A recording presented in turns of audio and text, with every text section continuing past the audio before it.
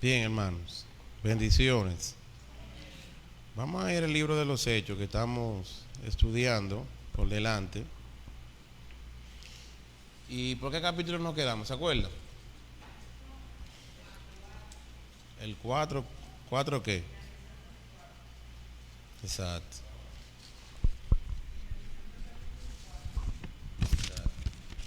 Pero a manera de resumen, ¿qué se acuerdan? ¿Qué hemos visto hasta aquí? O sea, ¿qué cosa a ustedes le ha quedado hasta el momento? Vamos a ver, ¿qué cosas usted puede decir? Bueno, mira, aprendí tal cosa, creo que eh, recuerdo tal pasaje, tal cosa. ¿Alguien recuerda algo de lo que hemos visto hasta ahora? Ok, hermana María.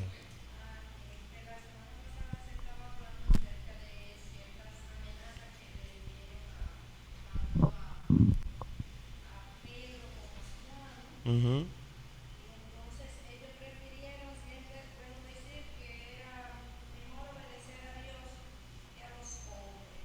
ujú.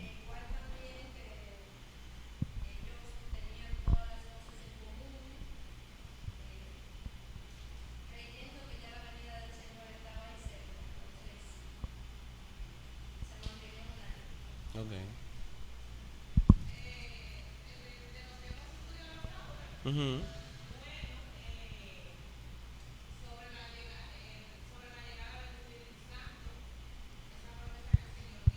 ujú.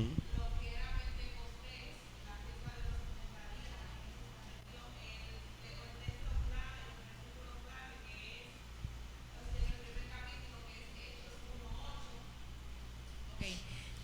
Pero recibiréis poder cuando haya venido sobre vosotros el Espíritu Santo y me seréis testigos. Aprendimos que cuando dice recibiréis poder, no es un poder sobrenatural ni nada de eso, sino la capacidad que nos iba a dar el Espíritu Santo para poder serle testigos. También aprendimos, déjame seguir, Y que en ese mismo pasaje, básicamente es el bosquejo que estamos utilizando, de donde dice que me seré testigo en Jerusalén. en Judea, en Samaria y hasta Exacto. lo Y así lo último. vamos a ver. O sea, cuando fueron testigos en Jerusalén, en Judea y en Samaria, hasta los confines de la tierra. Exactamente. También en la parte de la venida del Espíritu Santo, cuando se hablaba de las lenguas de fuegos, no era ningún idioma extraño, sino que eran el mismo idioma de las diferentes O personas sea, que que estaban hablarle ahí. lengua no es hablar cosas como que tú no entiendes, sino es un Exactamente. idioma que se pueda de Un interpretar idioma, exactamente, exactamente, un que idioma. las demás Hablar personas que otro estaban ahí, idioma. exactamente, también lo podían entender. Y bueno, ya va así. Lo del sucesor de Judas, cómo fue que se escogió, que Exactamente. cuando el pastor Esmailín hablaba, decía que porque que oraron y echaron suerte, pero que vamos a ver más adelante que no se dio así, pero que así tenía que cumplirse las escrituras como estaba escrito en los salmos. Ok. Vamos a dejarle a otra gente, ¿verdad? Miriam. Ujú. Sí.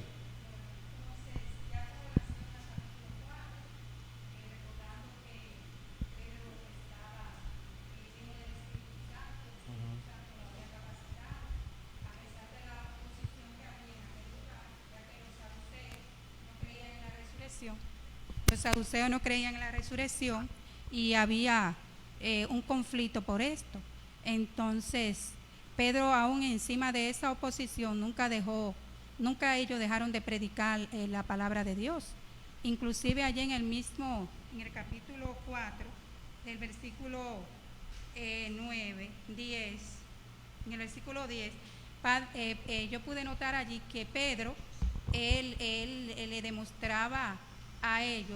a ellos su pecado, recordándole que ellos habían crucificado a Jesús de Nazaret.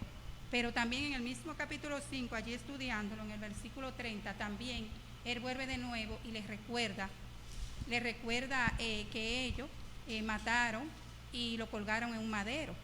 Entonces, pero a pesar de todo eso, ellos allí en el versículo 12, entonces ellos allí eh, le, le, le dan el plan de salvación a ellos. Pedro le dio el plan de salvación, porque allí él empezó a predicarle y a decirle que solo Jesús que podía salvarlo. Un texto muy común que dice en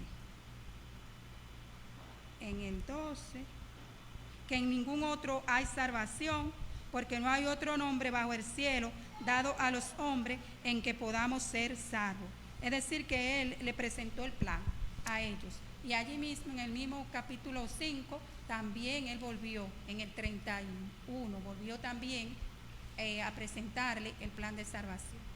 Entonces, también pude aprender de estos capítulos, que realmente, a pesar de las oposiciones, siempre hay oportunidad para predicar la palabra de Dios, porque ellos tenían oposiciones, pero nunca dejaron de predicar el evangelio. Ellos siempre tenían esa valentía, ese deseo de enseñar la palabra de Dios, que ese mismo deseo también debemos tenerlo nosotros, que a pesar de la oposición también tenemos siempre oportunidades para predicar la palabra de Dios. Amén. Y también recordar que uno de los efectos de eso era que ellos estaban llenos del Espíritu Santo. Entonces ve que lo vive diciendo en el pasaje. Dice, y Pedro, estando lleno del Espíritu Santo, hizo esto y esto. Pero bien, recordarle varias cosas. Uno, que no hacía mucho tiempo que Jesús había muerto. O sea, los hechos estaban recientes. Podemos decir que hacían 2 o 3 meses que Jesús había muerto. O sea, que cada vez que Pedro hablaba y se refería a Jesús, todo el mundo sabía quién era Jesús.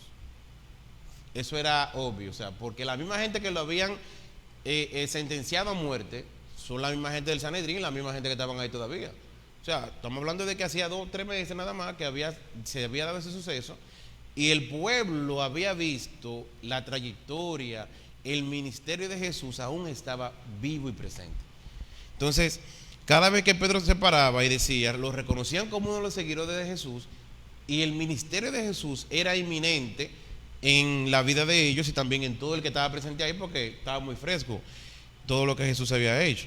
Entonces, vamos a ver el final del capítulo 4, que dice el versículo 32 en adelante, que dice que todos los creyentes estaban unidos de corazón y en espíritu, y consideraban que sus posesiones no eran propias, así que compartían todo lo que tenían. Tengo la nueva traducción viviente, por si ven alguna diferencia. Compartían todo lo que tenían.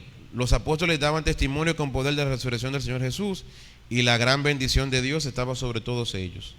No había necesitados entre ellos, porque lo que tenían, terrenos o casas, los vendían y llevaban el dinero a los apóstoles para que ellos lo dieran a los que pasaban necesidad. Por ejemplo, había un tal José a quien los apóstoles le pusieron el sobrenombre de Bernabé, que significa hijo de ánimo. Él pertenecía a la tribu de Leví y era oriundo de la isla de Chipre. Vendió un campo que tenía y llevó el dinero a los apóstoles. Oremos a Dios. Señor, te damos gracias por este día, gracias por la oportunidad que nos das de poder conversar, Señor, de poder estudiar tu palabra, esperando, Señor, de que tú seas con los que no han llegado, que permita que puedan unirse pronto a nosotros y podamos todos juntos aprender de ti y de lo que tú nos dices y nos das por medio de tu palabra, que podamos, al escuchar tu voz, no endurecer nuestro corazón. Bien, hermanos, y hasta aquí podemos ver que todo lo que ha sucedido en la iglesia, y al finalizar estos versos del 32 al 37, vemos que todo va bien. Y dice de la unidad en la que tenían los creyentes. ¿Y cuánta gente se convirtió en el primer sermón y cuánto en el segundo sermón de Pedro? Más o menos. ¿Ustedes más o menos recuerdan más o menos cuánto era el número?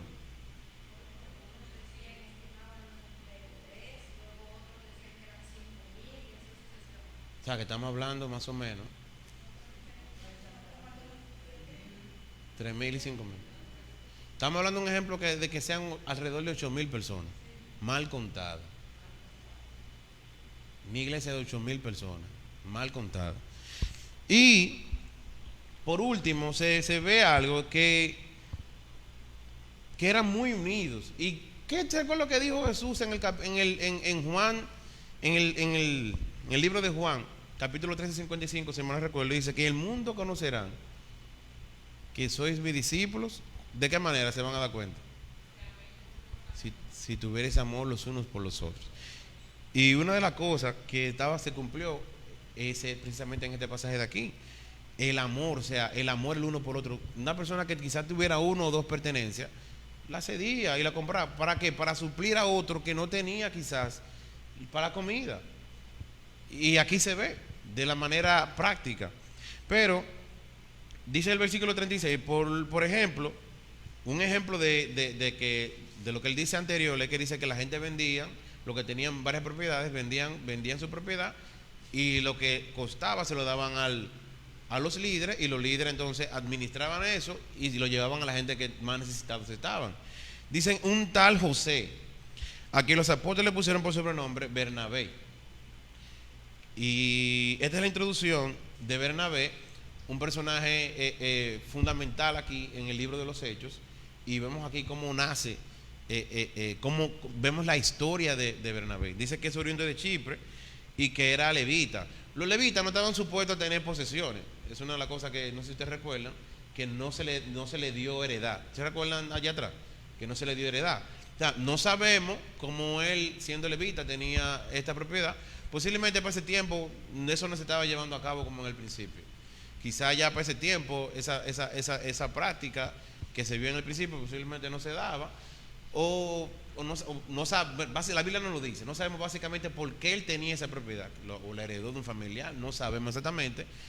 Pero al ser levita, uno tiene ese cuestionante, como él siendo levita tiene esta propiedad. Pero bueno, tiene esa propiedad él. No sabemos exactamente el por qué, porque la Biblia no lo dice. Otra cosa es que o sea, él dice que es de Chipre. Posiblemente Bernabé haya sido de una de esas personas que haya venido cuando el Pentecostés, dentro de todo lo que estaban ahí, que vinieron de varios lugares, que eran ya judíos que estaban que básicamente venían a Jerusalén para celebrar las fiestas judías. Posiblemente él haya venido ahí y se haya convertido ahí, pero tampoco lo sabemos, eso también es especulación.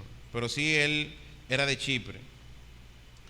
Y vemos aquí que le pusieron como Bernabé.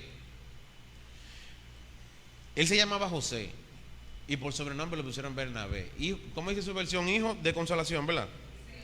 Sí. Hijo de consolación. Hay otra, la versión mía dice hijo de ánimo. Hay otra versión que dicen hijo de exhortación. Y básicamente ese es el significado de esa palabra de Bernabé. Ese fue un sobrenombre que le pusieron y hace referencia a de cómo él era. Esta persona era un hombre que era muy servicial, que siempre estaba pendiente de que si un hermano estaba enfermo iba, de mira hermanito, no, para adelante, en la fe, que animaba a los demás. Era un hermano que era un hermano todoterreno, como lo pudiéramos decir. Un hermano muy icónico y muy particular. Y yo creo que ustedes quizás pudieran identificar uno que otro hermano que sea así, que siempre está pronto para servir, siempre está pronto para dar una palabra de aliento, una palabra de exhortación. Si hay que ayudar en una mudanza, está ahí. Si hay que hacer esto, está en cualquier cosa. Y prácticamente Bernabé era este tipo de persona. Hermano, hasta el momento estamos ante una iglesia perfecta. Del versículo 32 en adelante, cuando vimos que Bernabé da una heredad, la vende y la lleva ante los apóstoles, vemos precisamente este pasaje. El versículo 1 en adelante dice: había cierto hombre llamado Ananías, quien junto a su esposa Zafira vendió una propiedad y llevó solo una parte del dinero a los apóstoles, pero afirmó que era la suma total de la venta. Con el consentimiento de su esposa se quedó con el resto. Entonces Pedro le dijo: Ananías, ¿por qué has permitido que Satanás llenara tu corazón? Le mentiste al Espíritu Santo y te quedaste con una parte del dinero. La decisión de vender o no la propiedad fue tuya, y después de venderla el dinero también era tuyo para regalarlo o no. ¿Cómo pudiste hacer algo así? No nos mentiste a nosotros, sino a Dios. Vamos a verlo hasta aquí. Hermano, mire, no hay iglesia perfecta. No hay iglesia perfecta. ¿Por qué? Porque por la iglesia perfecta está compuesta por hermanos que somos usted y yo, por miembros de la iglesia, que no somos perfectos. Sencillamente usted se va a cansar de buscar iglesia perfecta y no la va a encontrar. Y es interesante el contraste que hace Lucas, porque Lucas lo que pone aquí al testimonio de Bernabé, y estratégicamente lo pone aquí previo a este suceso que va a pasar aquí. Entonces, Ananías y Zafira entonces entran en esta narración como hermanos que vendieron una propiedad. No sabemos exactamente en cuánto fueron. Digamos que la vendieron en 2 millones. Y ellos dijeron, vamos a decir que la vendimos en 1. Nos quedamos con 1 y damos 1. ¿Se fue así? Sí, se fue así. Cuando nadie, posiblemente no la habían vendido en Jerusalén, porque quizá nadie se dio cuenta de que ellos la vendieron ni en cuánto la vendieron. Vamos a decir que fue en otro lado. Tenían una propiedad en otro lado. En fin, es que la vendieron y los que estaban ahí no sabían que ya habían vendido una propiedad ni en cuánto la habían vendido. Por eso nadie pudo decir, no fue en tanto ni nada de eso, sino que ellos, solo ellos y Dios sabían en cuánto la habían vendido. ¿Qué pasa? Que ellos van entonces y llevan la ofrenda como que fue de 1 millón que ellos la vendieron.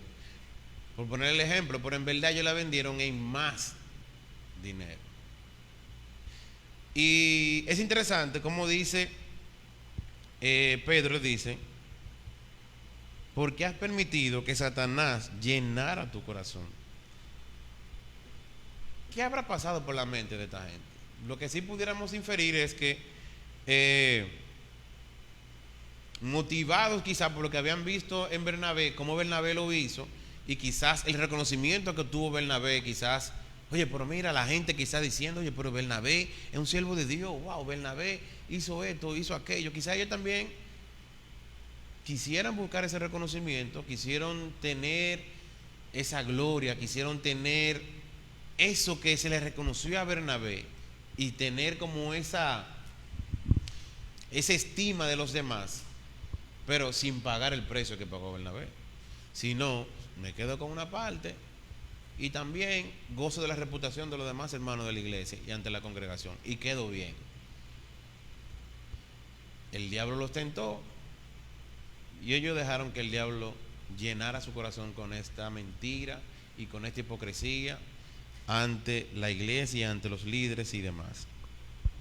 Una pregunta interesante: ¿tiene esa actitud esa relevancia en nuestros días? ¿Pudiera darse el caso de que dentro de la iglesia hoy en día se den ese tipo de situaciones en nosotros? ¿Se puede dar ese caso? ¿Alguien que quiera decir algo? Vamos a ver, dígame, vamos a hablar. ¿De qué manera pudiéramos ver esto hoy en día? ¿De qué manera pudiéramos nosotros ver ejemplos de este tipo en la iglesia de hoy? ¿Cómo lo podemos ver? ¿Cómo se puede evidenciar? ¿Alguien me dice? No. Bueno, déjame ver si lo ayudo. Vamos a ver, que están como tímidos. Y hay veces que nosotros, por ejemplo, apartamos lo de la ofrenda y decimos, espérate, eso como que es mucho. No, espérate, déjame yo coger algo y déjame yo salir de este compromiso. Eso es demasiado para la ofrenda, déjame yo. O, bueno, Señor, tú me excusas, pero yo aparté esto para la ofrenda, pero aquí ni para comer. Yo gasté lo de la comida en otra cosa, yo voy a tener que resolver con esto. Pero ya tú lo habías apartado para Dios, para ofrendarlo a Dios. Luego voy a poner otro ejemplo, a ver si me llega otro ejemplo que le pueda decir. Muchísimas veces hacemos cosas para que los demás nos vean. Eso se ve mucho. Hacemos muchas cosas, muchas actividades en la iglesia, damos a mucha gente que lo necesita, pero la intención con la que hacemos las cosas no es para agradar a Dios. Hacemos las cosas y damos las cosas para que los demás digan, esa mujer es buena, esa mujer da. Esa persona es buena, esa persona siempre le da a los pobres. Y usted ve que hay gente que años tras años hacen actividades de arroz con leche con niños, que dan reyes, que hacen esto, que dan lo otro, pero su intención no es ayudar verdaderamente a niños pobres ni necesitados, sino es para que vean que ellos son una buena gente, que dan a los pobres, que es una gente que se preocupa por el otro, cuando verdaderamente detrás de todo eso la intención no es agradar a Dios, cuando verdaderamente detrás de todo la intención no es glorificar a Dios con este acto. Y es por eso que le decía que eso se ve mucho en el día de hoy. Eso se ve mucho en el día de hoy. Hay mucha gente que da. Y hermano, yo le voy a decir una cosa. Lo importante es la intención con que usted haga la cosa. Hay muchísimas veces que nosotros nos confundimos en eso, que queremos decir, es mejor dar para recibir, ok, pero tú tienes que tener la intención en tu corazón de agradar a Dios. No es dar por dar, ni es dar para, y muchas veces no es dar, no, yo voy a dar para que Dios me dé. O sea, tampoco es una buena motivación, porque tú estás esperando algo a cambio, es sin dar nada a cambio, es sin esperar nada a cambio. Entonces, básicamente tenemos que tener cuidado cuando hacemos las cosas y por qué hacemos las cosas. Porque posiblemente detrás de cada cosa siempre hay una intención con la que uno hace la cosa. Y muchas veces el diablo toca la puerta y nosotros cedemos a la tentación. Posible que esa gente, contando el dinero, quizá ellos dijeron, oye, estoy especulando yo, vamos a vender una propiedad de la que tenemos y vamos a darla para la iglesia. Después que la vendieron, se vieron con todo ese dinero. Oye, pero esto es demasiado fuerte para darle a la iglesia. Demasiado fuerte para no darle a la iglesia. Y no vamos a quedar sin nada. Pero estaba en ti, o sea, a ti nadie te obligó a que lo hicieras. O sea, y es como le dice Pedro, o sea, era tu propiedad. O sea, eso no era algo que nosotros no te dijimos que lo vendieran ni que lo hiciera. Era tuyo, tú te podías quedar con eso. O sea, nadie te puso una pistola para que tú hicieras eso y que tú dieras, nadie te obligó a hacerlo, en pocas palabras. Nadie te pidió que lo hiciera, lo hiciste tú por propia vocación. Y es entonces cuando dice que, ¿cómo pudiste hacer algo así? No nos mentiste a nosotros, sino a Dios. En cuanto Ananías oyó estas palabras, cayó al suelo y murió.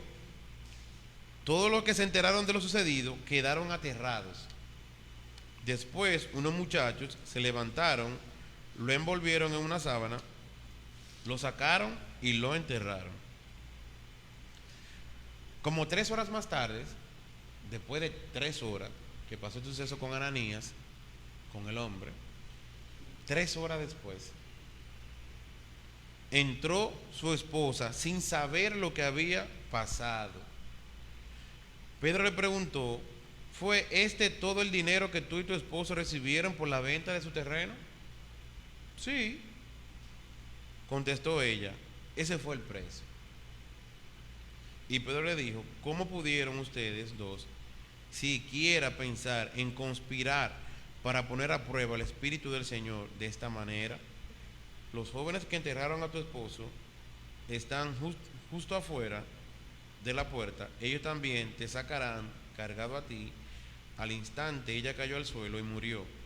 Cuando los jóvenes entraron y vieron que estaba muerta, la sacaron y le entraron al lado de su esposo, y gran temor se apoderó de toda la iglesia y de todo lo que oyeron lo que había sucedido. Esto se ve claro que fue una conspiración, porque ella precisamente dijo el mismo monto que había dicho su esposo. Pero de alguna manera Dios le reveló a Pedro que, o sea, estamos hablando de que viene una gente aquí y dice, sí, yo lo vendí en tanto, pero nadie sabe. Ni los mismos apóstoles sabían, posiblemente lo podían engañar, a menos que, como vimos en un inicio con el pastor, que uno de los nombres que se le puede dar al libro de los Hechos es Hechos del Espíritu Santo. El Espíritu Santo estaba dentro de la iglesia. El Espíritu Santo le reveló entonces a Pedro que algo no estaba bien ahí, que ese no fue el monto en el que ellos lo vendieron, que esa no era la realidad, que esa no era la verdad, que ese no era el monto original en el que se vendió. Y es por eso que ellos murieron instantáneamente.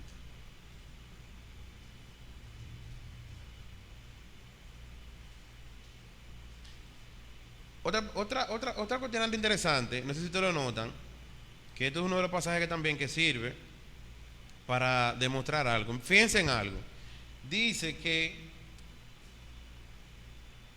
el versículo, denme un segundito, lo estoy buscando, le quiero enseñar algo para que ustedes vean algo interesante. Dice que se le llevó a perder el dinero, el conocimiento, entonces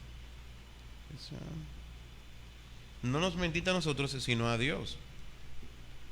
Y dice también el versículo, por ejemplo, el versículo 9 dice: ¿cómo pudieron ustedes siquiera pensar, conspirar para poner a prueba al Espíritu del Señor de esta manera? ¿Están conmigo, verdad? Versículo 9 dice que fue al Espíritu del Señor. Y también dice el versículo 4 al final dice: no nos mentiste a nosotros sino a Dios. Y el versículo 3 dice: le mentiste al Espíritu Santo. ¿Qué significa? Que está igualando al Espíritu Santo ¿con quién? Con Dios. El Espíritu Santo no es una fuerza, el Espíritu Santo no es un poder, el Espíritu Santo es Dios. Usted lo ve que lo intercala, que lo usa como sinónimo, como si fuera la misma cosa.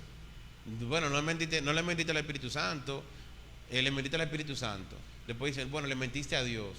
Luego dice, bueno, le mentiste al Espíritu del Señor. O sea, las tres palabras son igual, es Dios. O sea, no le mentiste a hombres, sino le mentiste a Dios. Y es por eso que una de las teorías y de las que tiene mucho peso es este pasaje para decir que el Espíritu Santo no es una fuerza, no es un poder, el Espíritu Santo es Dios. Hermano, y podemos aprender mucho de este pasaje, podemos aprender mucho de este pasaje aquí, ya que día a día nos vemos rodeados de muchas tentaciones, quizás hacer cosas para que los demás nos vean en la iglesia, hacer una actividad, hacer cualquier cosa, dar una ofrenda, hacer cualquier cosa para que los hermanos regalaran una ropa, regalaran una comida, regalar dinero a alguien, para que los demás vean que yo sí soy altruista, que yo sí soy bondadoso, que yo sí soy buena gente, que yo sí soy buena persona, que yo sí soy y que yo sí soy. Cuando verdaderamente todo lo que nosotros debemos hacer tiene que ser para la gloria de Dios, no para que los demás nos vean. Amén. Amén. Mencionar algo corroborando lo que acabas de mencionar, y es que una de las cosas que hemos dicho del principio con respecto al libro de los Hechos es precisamente la forma en que se van desarrollando las cosas como un libro en transición, porque fíjense, notemos cómo el Señor a través de Pedro, de una manera drástica, pudiéramos decirlo humanamente hablando, le quita la vida a Ananías y luego 3 horas después le quita la vida a la esposa. Prácticamente esa pareja muere en algo que usted dirá, bueno, pero quizás no era para tanto, humanamente hablando, ¿por qué así? Pero obviamente una iglesia creciente, como mencionaba nuestro hermano Geraldo, y que tenían todas las cosas en común y que había un mismo espíritu en dando sus propiedades, lo que ellos estaban haciendo era una piedra de tropiezo bastante grande, y Dios tuvo que actuar de esa manera para que lo que pasó después, todo el temor de Dios cayó sobre ellos. Y al mismo tiempo, como mencionaba el tema de las ofrendas, eso nos da una muy buena enseñanza, porque la Biblia lo dice claro: cada uno dé como propuso en su corazón. Si Dios actuara como actuó en ese momento en el libro de los Hechos, quién sabe cuántas personas estuvieran muriendo por cosas como esa. Pero al mismo tiempo vemos cómo Dios es tan celoso de las cosas, y que al fin y al cabo no se trata de quién da más, como decía, sino que Dios ve el corazón y sabe si lo que hacemos es motivado porque un Bernabé hizo algo, pues yo lo voy a hacer igual que él. Amén, amén.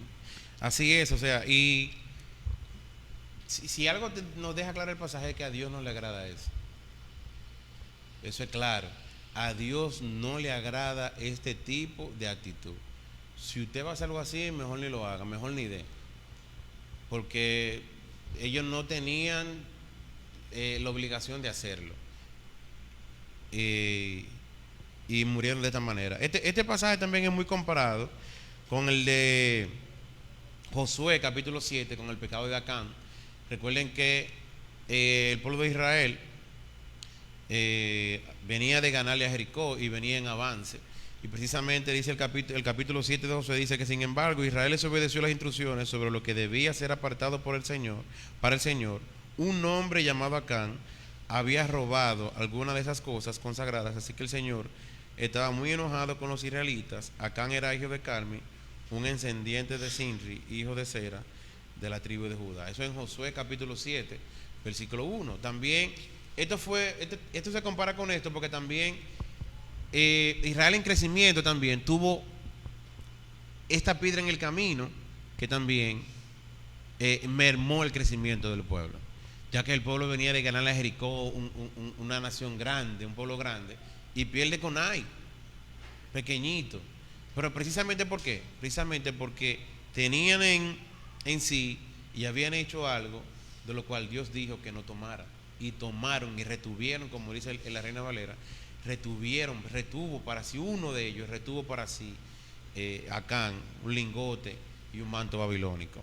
Y esto también fue algo que a Dios no le agradó, y Dios también castigó este pecado. Entonces seguimos en el capítulo 5 y dice que, concluido aquí entonces, dice que gran temor se apoderó de toda la iglesia y de todos los que oyeron lo que había sucedido. La palabra iglesia es la primera vez que se menciona en el libro de los Hechos, aquí en el 5:11, y se va a mencionar más adelante alrededor de 23 veces. Recordarle que la palabra iglesia significa la congregación de los santos, significa cuando nos reunimos los santos del Señor, los que sirven a Dios, los que sirven a Cristo. Y hay lo que es la iglesia universal y lo que es la iglesia local.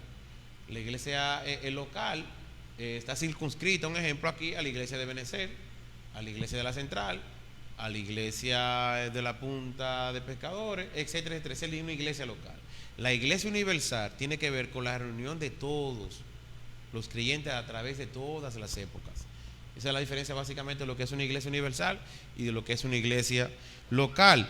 Ahora bien, lo siguiente también es que sigue más adelante, dice que los apóstoles hacían muchas señales milagrosas y maravillas entre la gente. Y todos los creyentes se reunían con frecuencia en el templo, en la era conocida como el Pórtico de Salomón, pero nadie más se atrevía a unirse a ellos, aunque toda la gente los tenía en alta estima.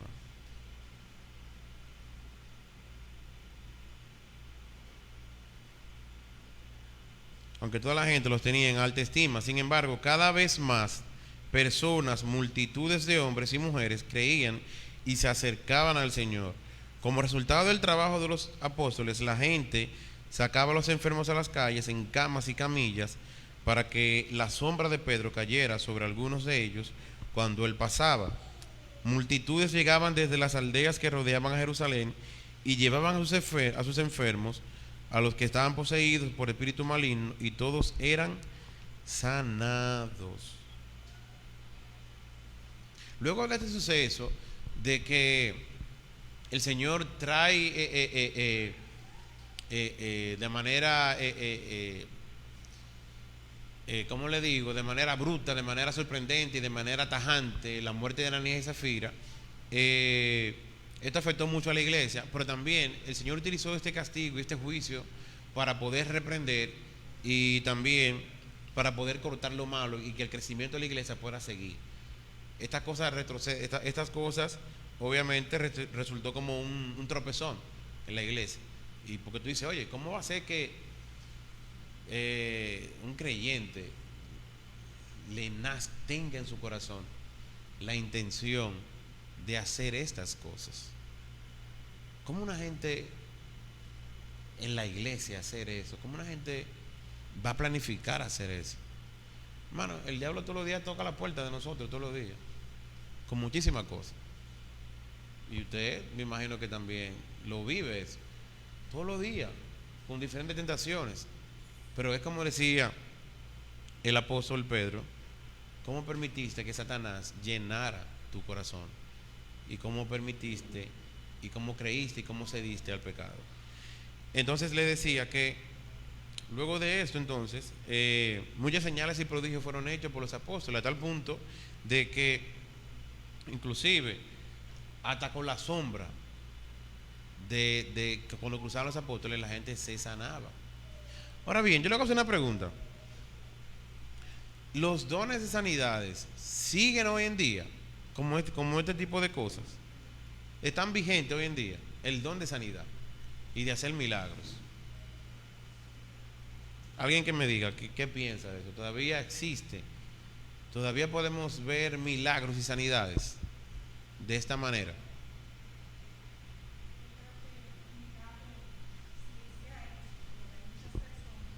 Hay muchas personas que el Señor ha hecho milagros en su vida. Tenemos muchos ejemplos aquí mismo en la iglesia.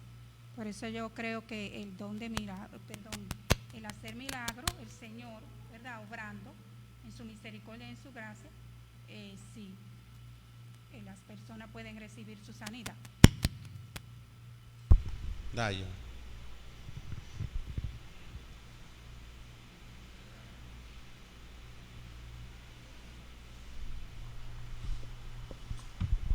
Bueno, yo pienso que el don de hacer milagros, o sea, que yo, por ejemplo, tenga ese don de hacer milagros, eso ya cesó, eso no está.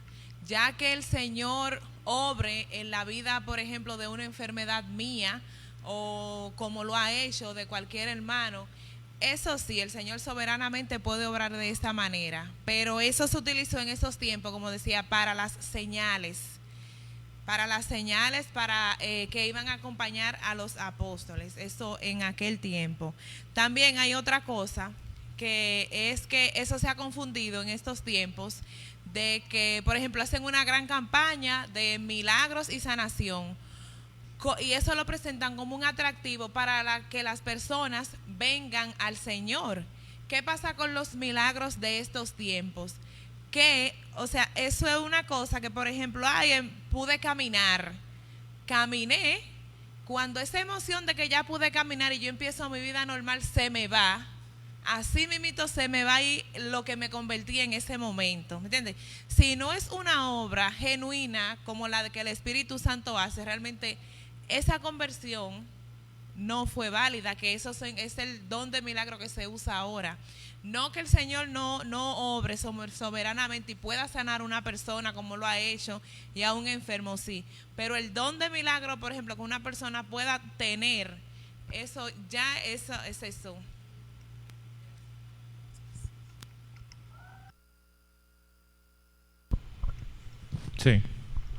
Sí, agregando al comentario, como bien dice Dayani, nosotros entendemos que el Señor tiene la potestad y soberanía de hacer un milagro, así como lo hemos visto en la palabra. Gracias. Así como lo hemos visto en la palabra, totalmente, o sea, de su voluntad, pero como sabemos, cada cosa en esos tiempos era el inicio del Evangelio, el inicio de la iglesia, y era necesario muchas cosas que se hacían, y uno de ellos era los milagros. Y nosotros, cuando Volques impartía el estudio en el capítulo 3, presenciamos o leímos un milagro que hizo Pedro, que levantó a un paralítico. Y fíjense que la misma palabra enseña cómo el propósito del milagro no era sorprender a las personas de que Pedro hizo ese milagro. Pedro tiene el poder de hacer milagros, y Pedro puede hacer grandes cosas, sino que Pedro señaló a Jesús. El propósito entonces nos muestra de que ese milagro, o los milagros que se hacían, eran señalando a quien murió y resucitó, como forma de evangelio. Entonces, para este tiempo ya nosotros tenemos la palabra del Señor, se ha avanzado mucho y yo creo que han cesado.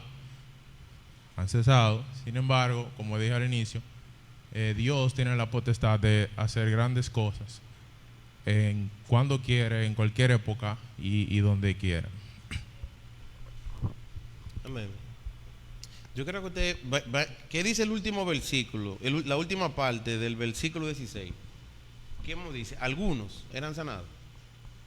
¿Cómo que dice el versículo 5:16 al final? Algunos eran sanados. Todos, ¿verdad? Interesante eso.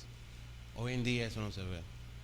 Oye bien, todos eran sanados. Todos eran sanados. No es de que, no, tú no tuviste fe, no fuiste sanado. No, que todos eran sanados. Y es precisamente que el don de sanidad y hacer milagros era, hermano, no era algo sencillo de que, no, que le crecieron 2 o 3 pulgadas a la pierna. No, que internamente él tenía un dolor en los riñones y ya él no tiene el dolor en los riñones. Eso nadie lo puede comprobar. No, que un ciego que nadie sabe quién era ese ciego, que nadie lo conoce. Él no veía, ahora él ve. Estamos hablando de milagros que eran innegables. Que la gente sabía que a esa gente le faltaba una pierna y ahora tiene una pierna. Que la gente sabía que esa persona estaba endemoniada y ahora no tiene demonio. Que la gente sabía que esa gente, que era un ciego que siempre pedía y ese ciego ve. Que la gente sabía que ese hombre nació con inválido de nacimiento y ese hombre camina bien. Y no solamente eso, sino que también todos eran sanados. No de que el que tiene fe, el que no tiene fe, el que cree, el que no cree, todos eran sanados. Todos. No iba a haber un enfermo que iba a ir donde los apóstoles le cruzara cerca, que se iba a ir como vino. Hoy en día, eso no sé, eso si se sanan 2 o 3 gente que ellos escogen. Y gente que nadie puede dar un testimonio de que verdaderamente fueron sanados. Y ni tampoco de manera visible son milagros. Dice, wow, es verdad. Sí, es verdad, mira. Él estaba muerto. Él le faltaba un brazo. Nada de eso, hermano. Son cosas que son como ambiguas. Como que son así. Estamos hablando del verdadero don de sanidades, milagros y prodigios y señales. Era algo sobrenatural. Era algo que humanamente no se puede hacer, que solamente viene de parte de Dios. Ahora bien, hablando de esto, del don de sanidades, milagros y prodigios y demás, hay 2 escuelas. Hay una que se llama cesacionismo o cesacionistas y están los continuistas. Y del continuismo hay gente que entiende que eso viene de que hay alguna escuela que entiende que cesó, que eso cesó, y hay otros que dicen que sí continúan. Ahora bien, si algo podemos ver a través de toda la Biblia es que los dones de milagros y demás tuvieron épocas en las que fueron muy abundantes. ¿Cuáles fueron esas épocas? Bueno, recuerdan a Moisés, ¿verdad? Cuando Moisés iba a liberar al pueblo, el Señor hizo por mano de Moisés, hizo muchos milagros. ¿Recuerdan, verdad? El mar dividió el mar, hizo esto, ok. Los profetas con Elías, no va a llover, que bajo fuego, se sanaron, muchísimas cosas que hicieron. Naamán, muchísimos milagros se hicieron en épocas de los profetas. En tiempos de Jesús también, tiempos de Jesús, en su ministerio, hizo muchísimos milagros que dice Juan que tantas cosas que no caben en un libro. No hay manera de cómo contener todo lo que él hizo. Y también aquí en tiempo de los apóstoles abundaron mucho los milagros. Y eso tiene un propósito. El propósito de todo eso era autenticar el ministerio de cada una de esas personas en su tiempo. Significa que en tiempo de Moisés, por ejemplo, era para autenticar de que Moisés era verdaderamente el líder escogido de Dios para guiar a su pueblo. En tiempos de los profetas, bueno, verdaderamente ese era un profeta de Dios, porque lo que él decía se cumplía. En tiempos de Jesús, bueno, verdaderamente Jesús era el Hijo de Dios. Verdaderamente Jesús es el Mesías. verdaderamente Jesús es el Cristo, en tiempo de los apóstoles, verdaderamente esta gente vienen de Dios.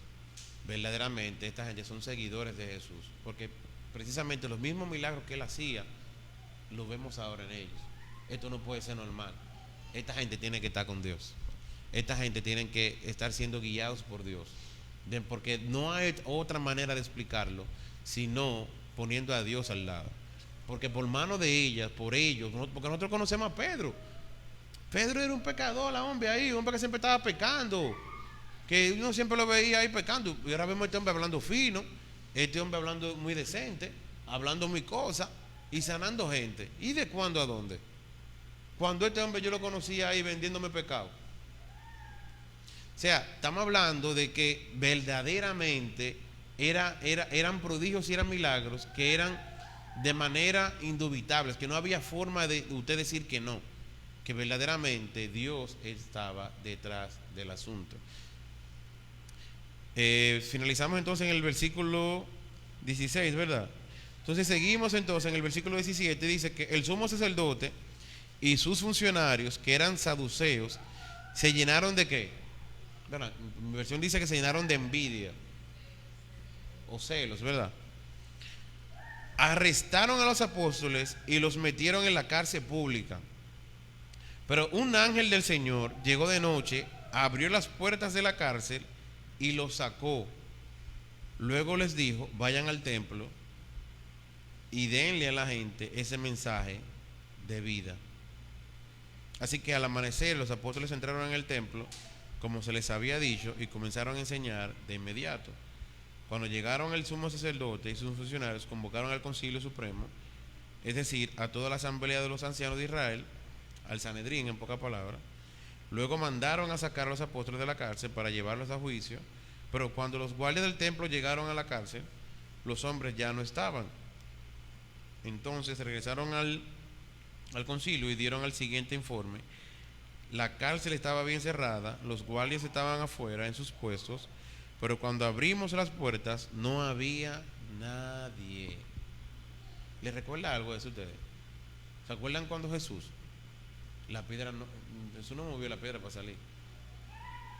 Así mismo fue aquí. Dice: oye, pero ¿y cómo va a ser que esta gente salieron si nadie le ha abierto? Y posiblemente los guardias estaban afuera. Y eso lo vimos. ¿Cómo fue posible? Porque un ángel del Señor fue quien les abrió las puertas. Dice que el versículo 17 dice que ellos se llenaron de envidia, el sumo sacerdote y los funcionarios, y en base a esos celos y esa envidia, ¿por qué? Porque los apóstoles estaban ganando muchos adeptos, estaban ganando muchos seguidores, y prácticamente parecido a lo de Ananías y Zafira, ellos vieron como que ellos estaban brillando mucho, y entonces ellos tuvieron celos y tuvieron envidia de eso que estaba sucediendo con el cristianismo, con la iglesia de Dios, de que estaba tomando mucho auge, de que estaban llegando muchos seguidores, y ellos querían frenar precisamente el crecimiento de la iglesia, y lo pusieron en una cárcel entonces. Y lo que el ángel le dice es: vayan al templo y denle a la gente este mensaje de vida. No sabemos qué ángel fue, no es el ángel del Señor, porque el ángel del Señor es otro tema, que sabemos que es el mismo Señor Jesucristo, pero dice que es un ángel, un mensajero de Dios, que Dios envió para poder librar a sus siervos. Entonces dice que el ángel le dijo, lo sacó luego, les dijo: vayan al templo y denle a la gente este mensaje de vida. Así que al amanecer los apóstoles entraron en el templo, como les había dicho, y comenzaron a enseñar de inmediato.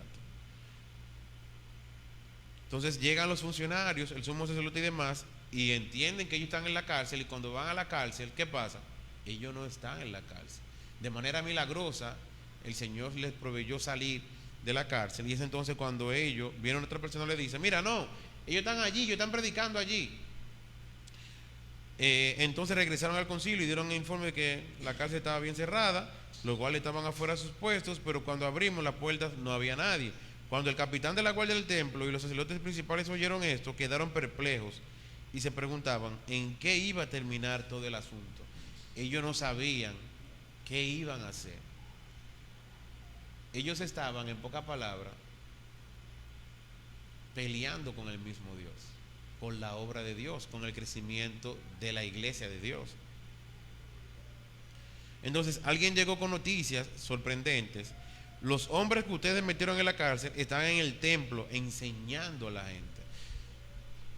Y es allí entonces cuando lo mandan a buscar, lo arrestan, y que sin violencia, porque tenían miedo de que la gente lo apedreara. Después llevaron a los apóstoles ante el Concilio Supremo, donde lo confrontó el sumo sacerdote. Esta gente querían de todas maneras, de todas formas, eliminar el mensaje, eliminar la obra que ellos estaban haciendo de parte de Dios. Y estaban buscando toda la manera y todas las formas de que el mensaje no sea predicado y de que no sigan, para que así no se siga propagando el mensaje, el evangelio, y no sigan añadiéndose más gente a las filas de Dios. Ese es básicamente el propósito de ellos. Y motivados también por celo, por alguna envidia también, pero también otra cosa, la gente amaba a esta gente ya. Ya era, el Señor estaba detrás de todo eso. Oye, como dicen, delante de la gente, ellos lo trataron muy diferente, sin violencia. Ellos no le dieron delante de la gente, ellos lo trataron muy decente, porque es que ya ellos tenían demasiados seguidores. Ya los apóstoles habían demasiados seguidores. Mucha gente, vengan, predíquenos, enséñenos, háblenos de Dios, háblenos del evangelio. Y para ellos llevarse a esa gente de ahí, tuvieron que llevárselo sin violencia. Porque si le ponen la mano ahí a esa gente ahí, es posible que toda la multitud le caiga encima a los guardias. Oye, ¿a qué nivel ya el evangelio está tomando crecimiento y está tomando adeptos? Entonces, una vez están allí con esta gente, ellos dicen,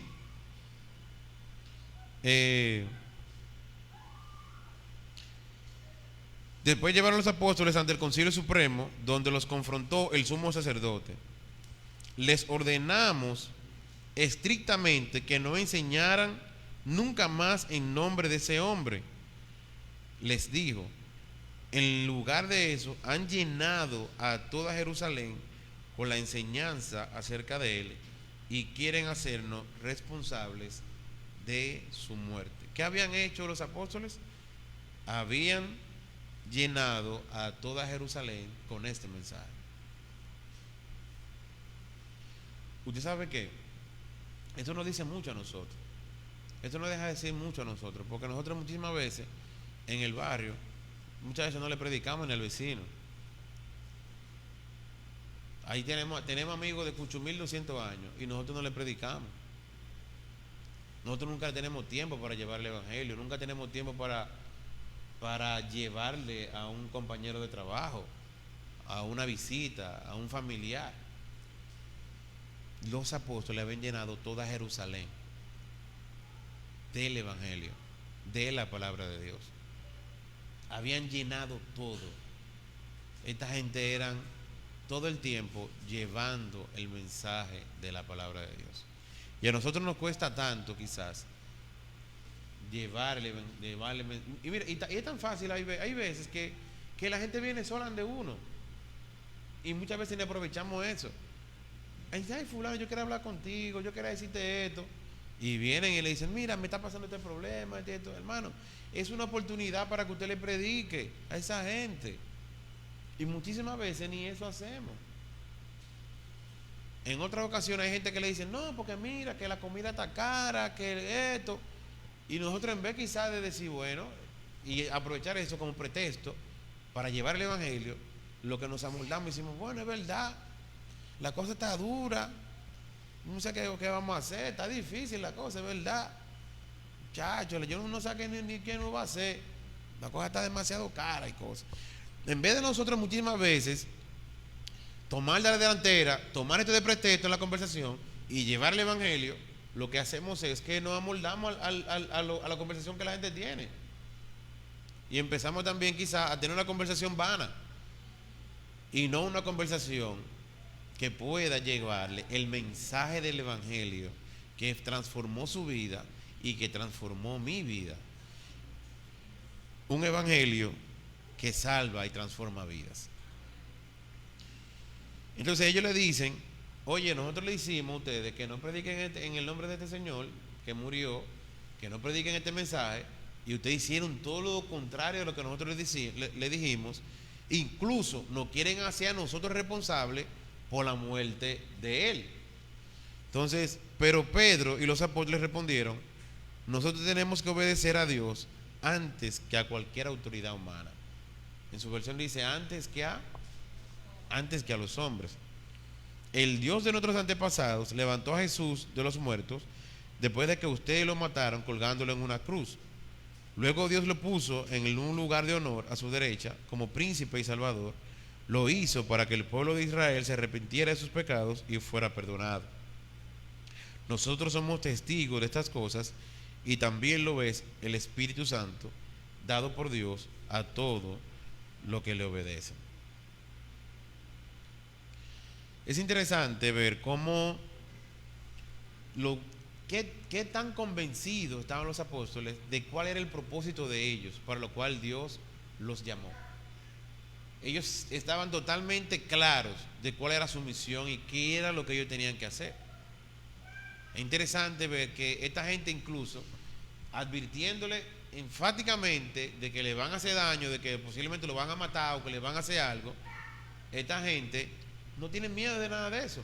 Al contrario, eso lo motiva más a ellos a llevar el evangelio y a no obedecer a voz humana, sino a obedecer a Dios.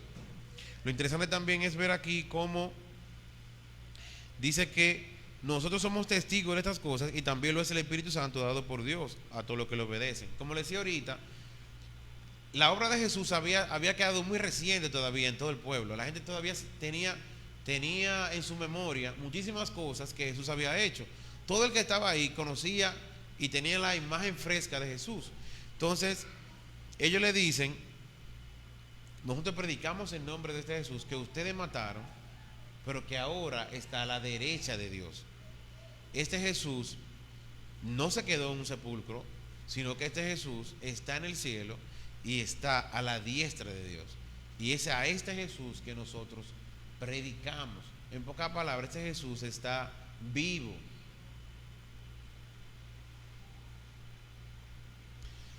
Dice el versículo 33: al oír esto, el Concilio Supremo se enfureció y decidió que matarlos.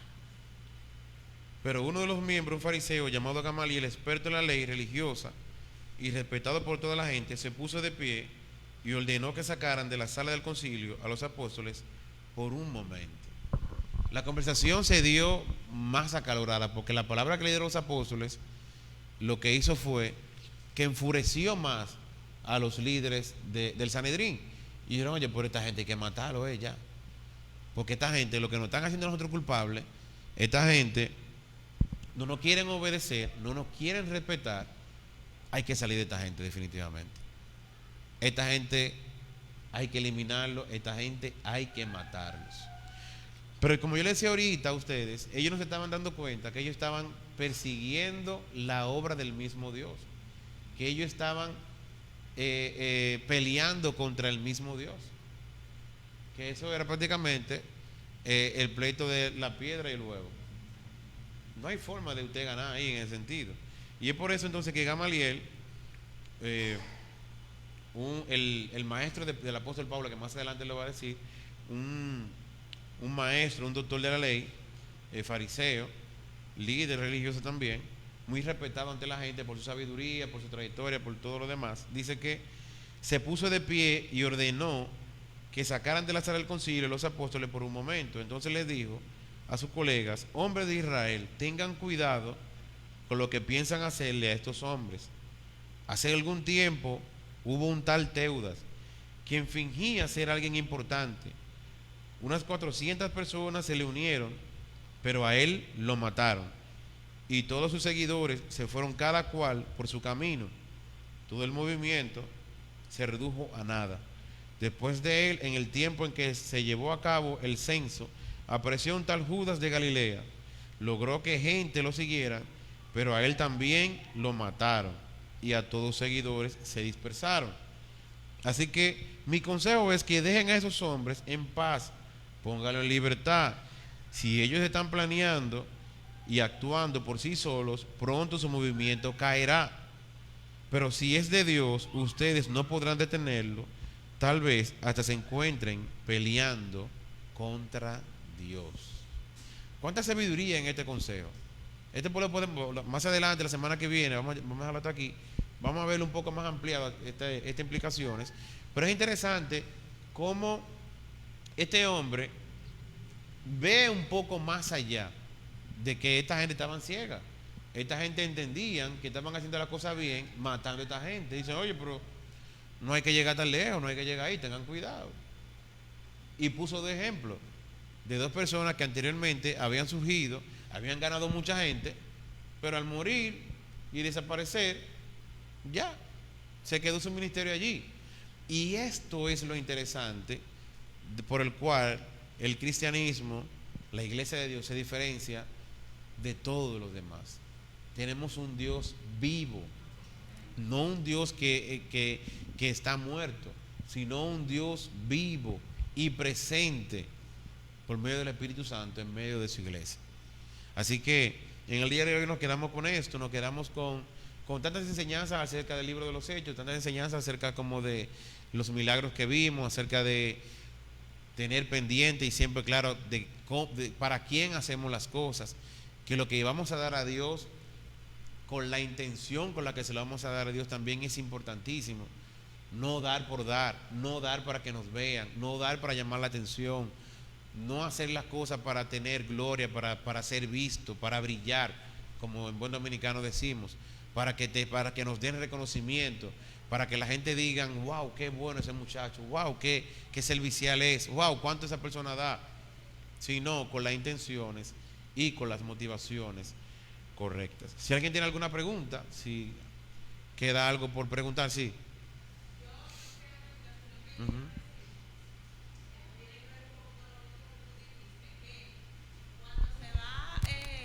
O sea, como cuando se va desarrollando el estudio y uno va leyendo, uno se va imaginando en la cabeza. Y cuando uno ve todo el movimiento de los apóstoles que lo perseguían, uno se imagina como cuando pasaba en los tiempos de Trujillo, el movimiento del 14 de junio y esa revuelca que se armaba y todo eso. Pero, a diferencia de todo eso, que tiene que ver con lo último que tú dijiste, o sea, todo eso que ellos pasaban, la gente atrás de los apóstoles, que lo llamaban al concilio, ahí estaba la presencia, aunque no se veía, pero estaba la presencia del Espíritu Santo que iba manejando todo eso. Esa obra jamás iba a caer en el suelo, porque dice la misma palabra del Señor que ni aun las puertas del Hades van a prevalecer contra la iglesia del Señor. Y muestra de lo que pasaba en aquellos tiempos somos nosotros que estamos aquí, que esa obra pudo todavía hasta el día de hoy, todavía sigue vigente hasta la venida del Señor. Amén, ¿no? Y que a través de los años también muchas personas se han opuesto a la iglesia, y en cada oposición de la iglesia lo que hace es que en vez de mermar la iglesia, lo que hace es que crece. En vez de reducir, lo que hace es que aumente la popularidad y aumente el crecimiento de la iglesia.